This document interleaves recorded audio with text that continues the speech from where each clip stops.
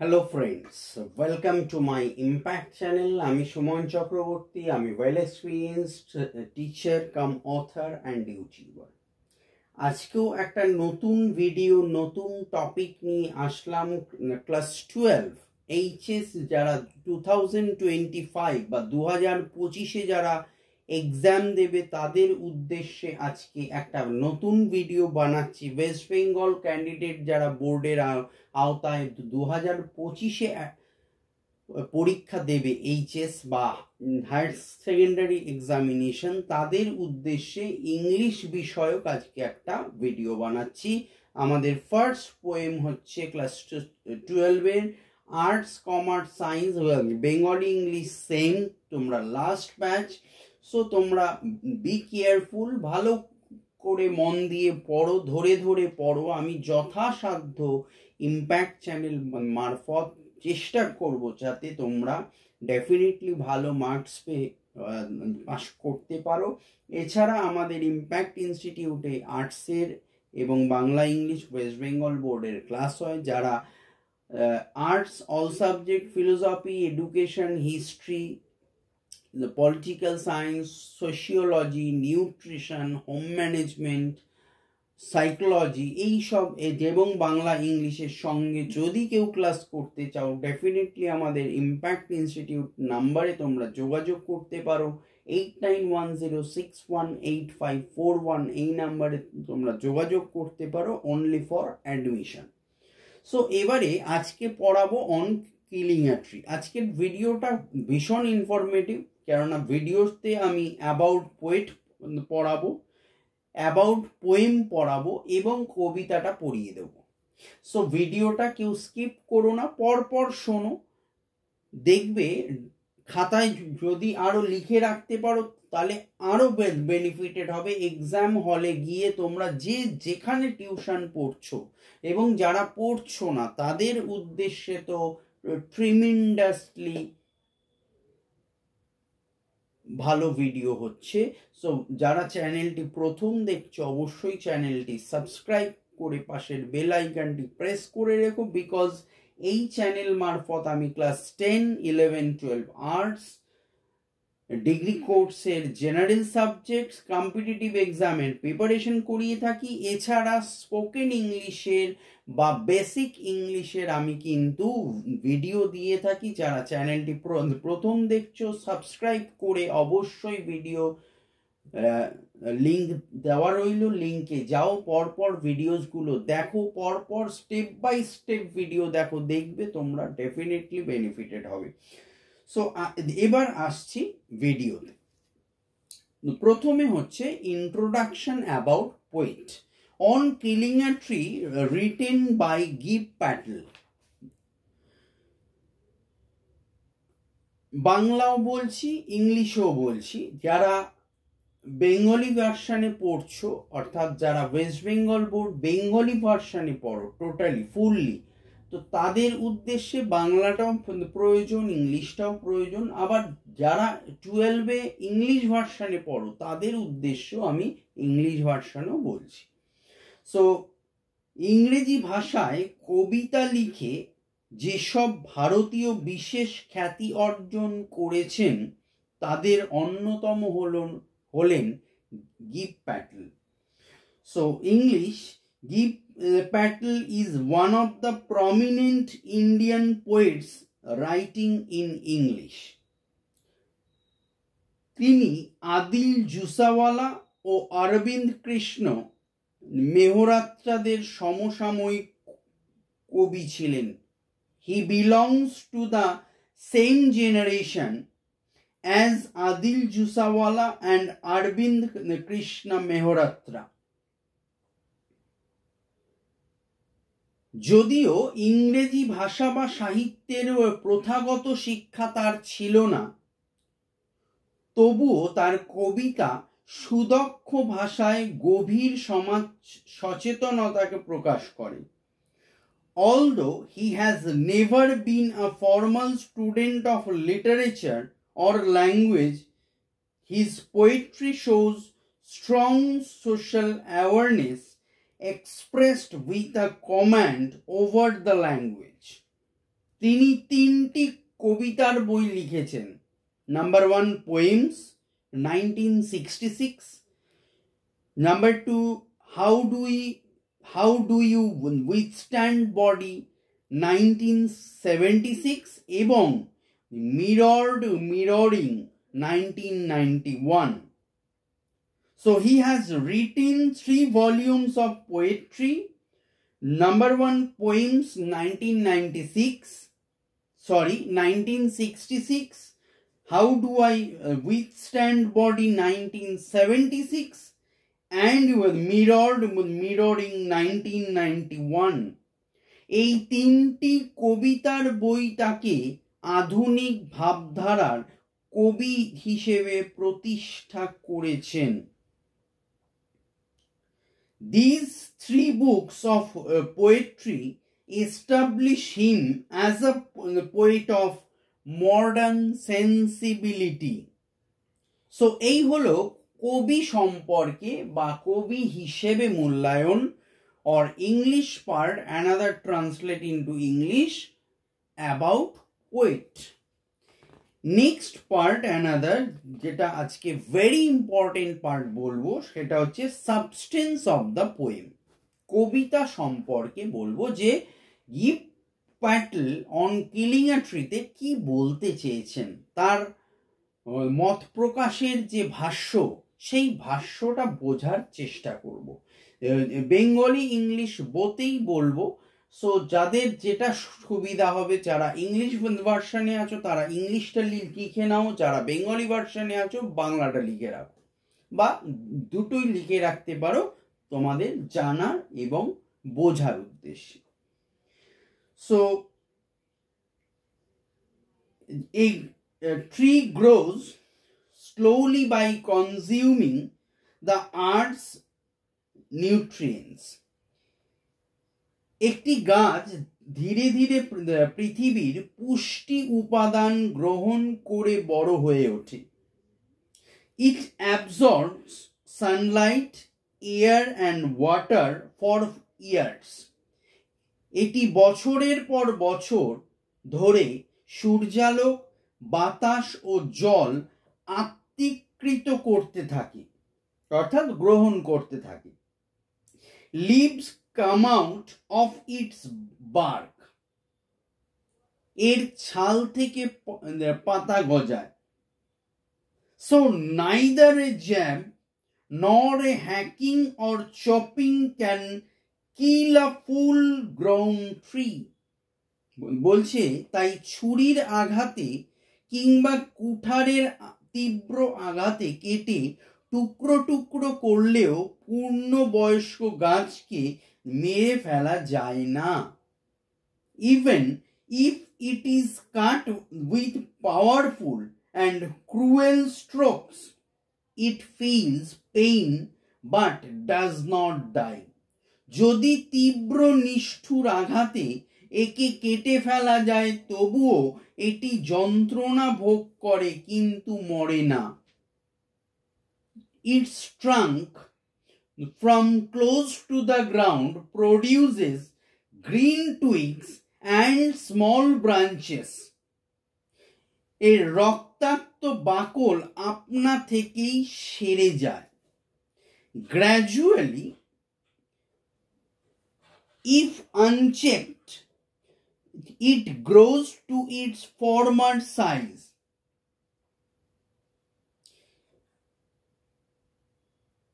এর মাটির সঙ্গে লেগে থাকা কাণ্ডের অংশ থেকে আবার সবুজ পাতা, ছোট্ট শাখা গজায়।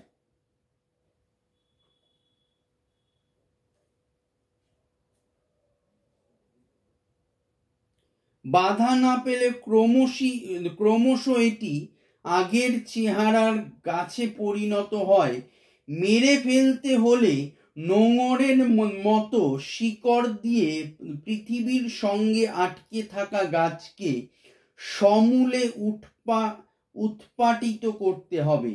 এর জীবনদায়ী মূলকে পৃথিবী থেকে বিচ্ছিন্ন করতে হবে। তারপর সূর্যালোকে, খোলা বাতাসে এটিকে রেখে দিতে হয় ঝলসে শ্বাসরুদ্ধ করার জন্য। শেষ পর্যন্ত এটিকে বাদামিকরণ শক্তকরণের মাধ্যমে দুমড়ে মুচড়ে শুকিয়ে তুলতে হবে।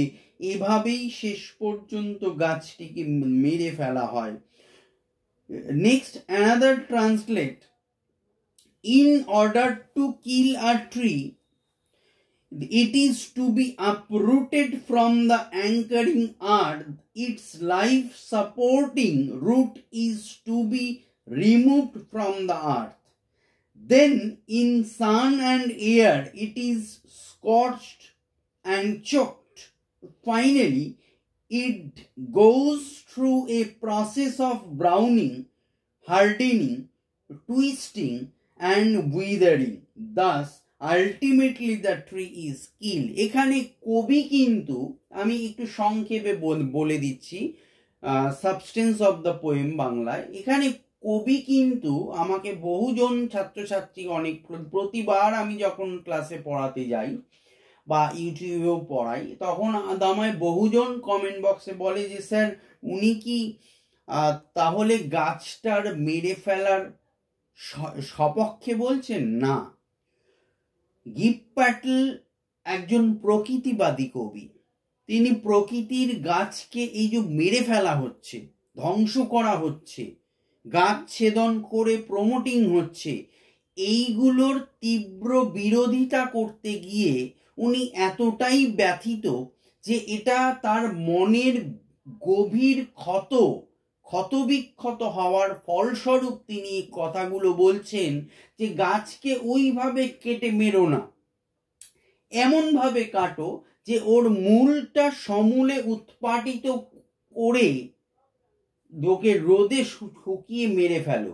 ওই ডাল কেটে মূল কেটে ওকে মেরে ফেলা সহজে যাবে না। এটা উনি ধিক্কার জানাচ্ছেন সমাজের এইরূপ কর্মের, কাজের তিনি তীব্র বিরোধিতা করে একটা টুইস্ট হিসেবে কবিতাটি তুলে ধরেছেন। এই হলো কবিতাটির সারাংশ। এবারে আসছি কবিতাটি পড়াতে। কবিতার পাঠ্য বইতে যেটা আছে সেই পার্টটা পড়াচ্ছি। It takes much time to kill a tree. Not a simple jab of the knife will do it. It has grown, slowly consuming the earth, rising out of it, feeding upon its crust, absorbing years of sunlight, air, water, and out of its leprous height, sprouting leaves. The first part. বলছে গাছকে প্রাণে মারতে গেলে অনেক সময় লাগে। ছুরির সামান্য আঘাতে মরবে না তো গাছ। ধীরে ধীরে উঠেছে সে বেড়ে, পৃথিবীর উপাদানে পুষ্ট হয়ে ওপর দিকে উঠে। আহার জোটে ধরার উপর ত্বকে, বহুকাল ধরে রোদ জল বাতাসের সংশ্লেষে তার কুষ্ঠ ভরা ছাল চামড়ায়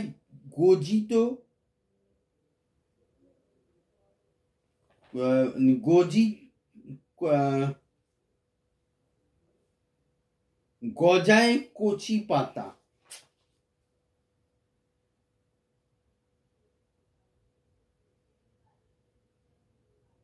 So hack and chop, but these alone won't do it. Not so much pain will do it. The bleeding bark will heal, and from close to the ground will rise curled green twigs, miniature boughs which if unchecked will expand again to former size. বলছে আবার, তাই আঘাত হানো, কেটে করো টুকরো টুকরো, কিন্তু এতেও হবে না কিছু।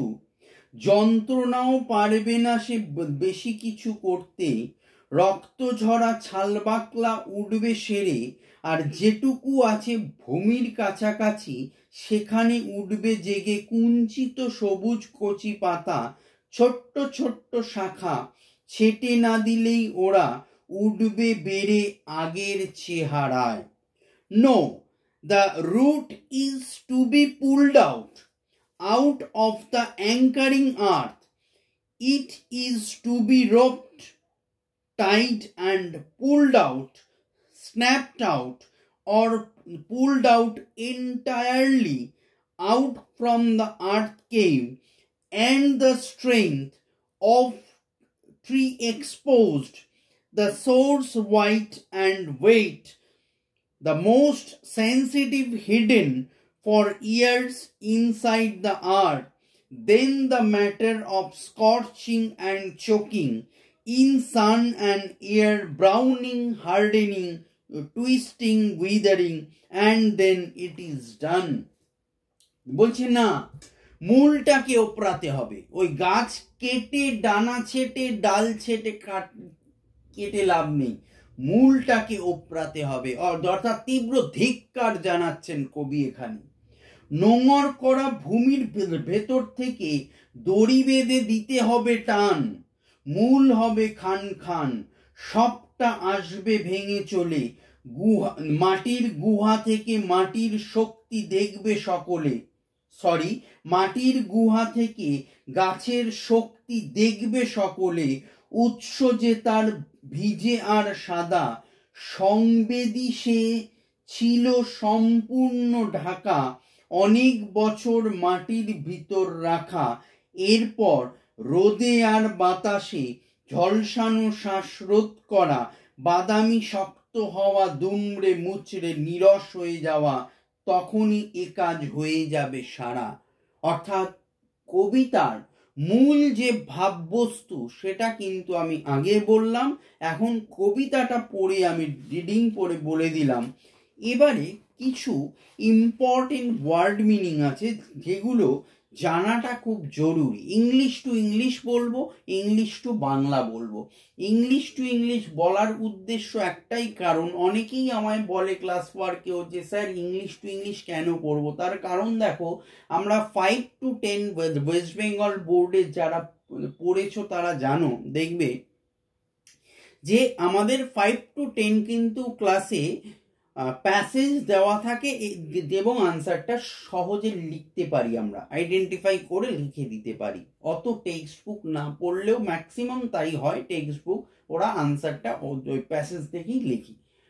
বাট দেখবে 11-12 কোয়েশ্চেন আনসার 6 মার্কসের লিখতে হয়। 11-এ 5 মার্কস, আমাদের ওল্ড ভার্সনে বলছি, নিউ ভার্সন নিউ প্যাটার্ন আলাদা। ওল্ড ভার্সনে আমাদের 11-এ 5 মার্কস ছিল, আর ক্লাস 12-এ আমাদের 6 মার্কসে কিন্তু লিখতে হয়। ঠিক আছে, তো সেক্ষেত্রে একটা 6 মার্কসের কোয়েশ্চেনের আনসার লিখতে গেলে যে ক্রিয়েটিভিটিটা লাগে, কেননা অলমোস্ট সেম কোয়েশ্চেন তুমি হলে পাবে না, কেউ বলতে পারবে না, সারা বিশ্ব জুড়ে কোনো টিচার নেই যে হুবহু প্রশ্ন, যদি লাকিলি চলে আসে আলাদা ব্যাপার, বাট তোমার কোয়েশ্চেন না আসবে, অর্থাৎ সাজেস্টিভ ওয়েতে কোনো কিছু আসবে না, এই ধরে যাওয়াটাই মাচ বেটার হয়। আমার তাই মনে হয়, দীর্ঘ 20 বছরের অভিজ্ঞতায় বলছি। সো সেক্ষেত্রে একটা প্রশ্ন আনকমন এলো, একটা লাইন তুলে প্রশ্ন এলো, এইচএসএ সাপোজ বলছি এলো, সো তুমি যখন লিখবে, সো তুমি যত বেশি ডেপথে গিয়ে পড়বে তত তোমার ক্রিয়েটিভিটি অনেক ইমপ্রুভড হবে, ডে বাই ডে তুমি আরো ভালো লিখতে পারবে। বাট আমি দেখেছি আমার ইনস্টিটিউটে যারা অনেক টিচারের কাছ থেকে আসেন পড়তে আসে, দেখি তারা দেখি অনেক সময় আমাকে দেখায় যে স্যার আমাদের এই নোটসগুলো হয়েছিল, এই একটি মেয়ে রিসেন্ট ভর্তি হলো ক্লাস 12-এ দেখছিলাম, তোর আগের একজন ম্যাম লিখিয়েছেন অন কিলিং আ ট্রি 2টো LAQ লিখিয়েছেন। আমি ওকে বললাম যে এই 2টো LAQ এর মধ্যে আসবে, বলতে পারবে না। তুমি কি জানো আসবে? তো আমি ছাত্রীটিকে বললাম, তো বললো না স্যার আমাদের এই দুটোই লিখি। তাই বললাম এবার বলো যে এই দুটোর ওপর বেস করে তুমি একটা আননোন টপিক লিখতে পারবে, মানে আননোন কোয়েশ্চেন আনসার লিখতে পারবে? বলছে না স্যার। তাহলে তুমি কি বেসিসে লিখবে? তখনও চুপ করে গেল। তো এইটা হচ্ছে মোরালিটি। এই জন্য আমি কি করি, ইম্প্যাক্ট ইনস্টিটিউটে যে ক্লাস হয়, আমি যে করাই ইংলিশটা, আমি বিগত 20 বছর যেভাবে করাচ্ছি, আমি ধরো 10টা প্রশ্ন বেছে লিখিয়ে দিই। সাপোজ আমি বলছি 10টা লেখালাম অন কিলিং আ ট্রি। 10টা লেখানোর উদ্দেশ্য একটাই, হুবহু যদি পেয়ে যাও তো লাকিলি খুব ভালো, ভেরি ফাইন। বাট যদি না পাও, ইন কেস অফ, সেক্ষেত্রে 10টা কোয়েশ্চেন যদি তোমার মুখস্থ দেয়, কেননা আমার এখানে ডেইলি ওয়াইজের পড়া নোটস আমি যেমন লেখাই তেমনি পড়াও দিতে হয়। সো সেক্ষেত্রে হচ্ছে কি, কিছু তো মুখস্থ হলো তোমার, ধরো 10টা কোয়েশ্চেন মুখস্থ হলো না, 8টা হলো তোমার মুখস্থ। এই 8টার ওপর বেস করে কিন্তু তুমি একটা লিখতে পারো, এটা বেসিক লজিক বলছি আমি একটা। বাট দুটো প্রশ্নের ওপর বেস করে কোনোদিন একটা নতুন ক্রিয়েটিভ প্লট বানানো মানে টিচারদের পক্ষে ইম্পসিবল হয়, তো স্টুডেন্টরা কোথা থেকে পারবে? সো এই ফান্ডামেন্টাল ব্যাপারটা বোঝার চেষ্টা করো যে LAQ বেশি করে পড়ো, আর সেকেন্ডলি ওয়ার্ড মিনিংটা কিন্তু খুব ভালো করে মুখস্থ করো। ওয়ার্ড মিনিং, নতুন নতুন ওয়ার্ড, প্রথমত ওয়ার্ড স্টক বাড়বে, আর সেকেন্ডলি তোমাদের লিখতে দেখবে ক্রিয়েটিভ অ্যাটিটিউডটা অনেক ভালো হবে। ওকে, সো তো ওয়ার্ড মিনিংয়ে আসি, যেগুলো ইম্পর্টেন্ট ওয়ার্ড সেগুলোই বলছি, সব ওয়ার্ড পড়ার দরকার নেই। Jab, JAB, jab. Jab means a sudden rough blow or a quick hard push or hit with a hard object. অর্থাৎ হঠাৎ জোরালো আঘাতকে জ্যাব বলা হয়। Simple jab of the knife, quick stab with a knife, ছুরি দিয়ে সজোরে আঘাত করাকে বলা হয়। ভিডিওটা একটু লেন্দি হচ্ছে বিকজ আমি পার্ট বাই পার্টে দিচ্ছি না, একটা ভিডিওতে যতটা কভার হয় আমি চেষ্টা করছি। নেক্সট ভিডিওতে আমি কিন্তু অন কিলিং আ ট্রির কোয়েশ্চেন আনসার নিয়ে আলোচনা করব। ভিডিওটা তোমরা প্রথমটা রেডি করতে থাকো, আমি সেকেন্ড ভিডিওতে MCQ SAQ যতটা সম্ভব আমি একটা ভিডিওতে কভার করব, কেননা টাইমটা আমাদের প্রচণ্ড শর্ট। অনেকেরই এক্সাম দেখছি, আমাদের ইনস্টিটিউটেরও সেপ্টেম্বরে এক্সাম আছে, প্রি টেস্ট, আর টেস্ট আমাদের নভেম্বরে। সো আমি যতটা পারছি ব্রিফলি চেষ্টা করছি ভিডিওগুলো দেওয়ার তোমাদের। ওকে, so next word meaning rising. Rising means moving upward, English to English, and Bengali উপর দিকে বেড়ে ওঠা। Next feeding upon, eating, Bangla খাদ্য গ্রহণ করে। Next word crushed, CRUST, crushed, এগুলো টেক্সট বুকেই পেয়ে যাবে ওয়ার্ডগুলো। Crushed means হচ্ছে, here crushed means the outer layer of the earth, এখানে ভূপৃষ্ঠের ওপরের ত্বককে বলা হয়। অ্যাকচুয়াল ইংলিশটা হয়, প্রপার ইংলিশ সারফেস বলা হয়, উপরিভাগকে বা ভূত্বককে বলা হয়, তো সারফেস বলে, এই এখানে ক্রাস্ট বলেছে। Next absorbing, absorbing means taking something in especially slowly, ধীরে ধীরে শোষণ করাকে বলে absorbing. Leprous, leprous means discoloured, having roughness and marks like a skin affected by leprosy. তো লেপ্রাস মানে হচ্ছে বিবর্ণ, খসখসে এবং দাগযুক্ত কুষ্ঠরোগে আক্রান্ত ত্বকের মতো, অর্থাৎ লেপ্রসি মানে কুষ্ঠ রোগ হলে যেমন হয় তেমনি গাছের গায়েও কবি বলছেন ওই আঘাতের চিহ্নগুলো দেখে মনে হচ্ছে গাছের যেন কুষ্ঠ রোগ হয়েছে, এবং দেখবে গাছ কাটলে গা দিয়ে রস পড়ে, সেই রসগুলোকে দেখে কবি খুব দুঃখিত, তাই জন্য এই তুলনাটা তিনি করেছেন। Hide, next word HIDE, hide, skin bark, চামড়া বা গাছের ছালকে হাইড বলা হয়।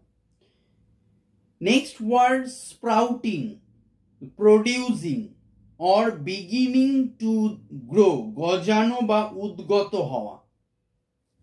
ওকে, next word miniature, miniature means very small, খুব ছোটকে বলা হয়, খুব ছোট ক্ষুদ্রকে মিনিয়েচার বলে।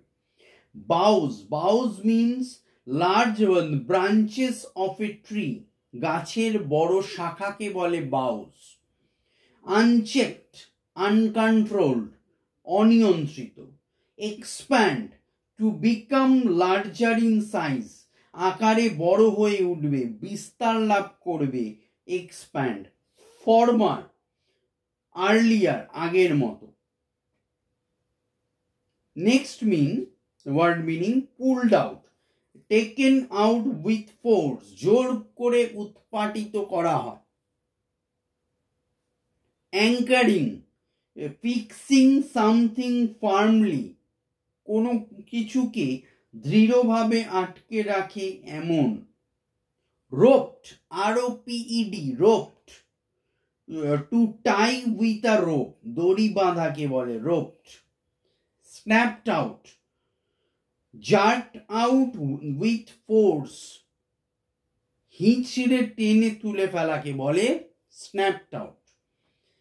নেক্সট হচ্ছে pulled out entirely, uprooted completely, সম্পূর্ণভাবে উৎপাটিত।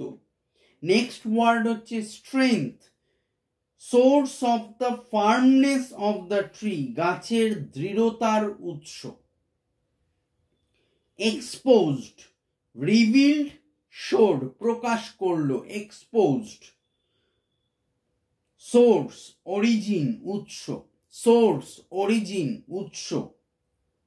Next word sensitive, aware of and able to understand other people and their feelings, reacting quickly, অপরাপর ব্যক্তির সহানুভূতি উপলব্ধি করতে সক্ষম বা অনুভূতি প্রবণ বলা হয় একে।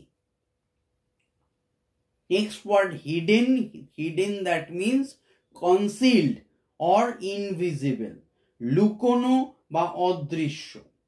Next word scorching, last পার্টে চলে এসেছি one word meaning এর scorching, burning, পোড়ানো। choking, making unable to breathe, শ্বাস নিতে অপারগকে বলা হয় choking। ব্রাউনিং, মেকিং ব্রাউন, বাদামি করে তোলা। হার্ডেনিং, মেকিং হার্ড, শক্ত করে তোলা। Twisting, bent out of the original shape, বেঁকে চুড়ে আসল আকৃতি পরিবর্তিত হয়ে যাওয়া। উইদারিং, ড্রাইং আপ, শুকিয়ে দেওয়া। Last word browning, withering means the tree is to be left in the sun till it browns, twists and becomes dry. It refers to the processes of making the tree lifeless. গাছটিকে সূর্যালোকে ফেলে রাখা হবে যতক্ষণ না এটি বাদামি হয়ে বিকৃত শুকনো নিরস না হয়। এই গাছটির নিষ্প্রাণ হওয়ার পদ্ধতিকে বোঝায়। সো এই ভিডিওতে আমি about poet, substance of the poem, word meaning এবং কবিতাটি আমি পড়িয়ে দিলাম। নেক্সট ভিডিওতে আমি MCQ SAQ নিয়ে আবার ভিডিও নিয়ে আসবো। এত অবধি তোমরা রেডি করো, নেক্সট ভিডিওতে আবার দেখা হবে। Good night.